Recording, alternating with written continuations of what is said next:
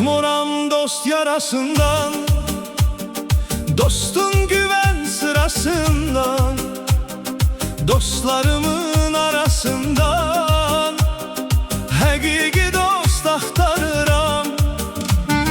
Tikəsini mənlə bölən, böyük kiçik yerin bilən, haqq yolunda mənlə ölən həqiqi dost axtarıram.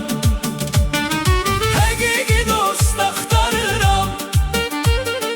Həqiqi dost axtarıram. Qəlbimə haqq toxunduran həqiqi dost axtarıram.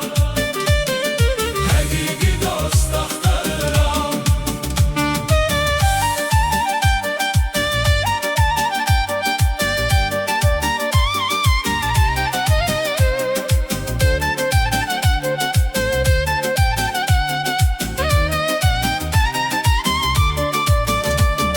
Xəyanəti götürməyən, yalan dili gətirməyən, duz çörəyi itirməyən həqiqi dost axtarıram.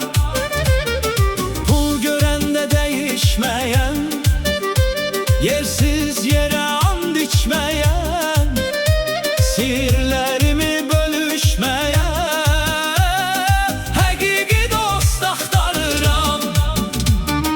Həqiqi dost axtarıram. Həqiqi dost axtarıram. Qəlbimə haqq toxunduran həqiqi dost axtarıram. Həqiqi dost axtarıram.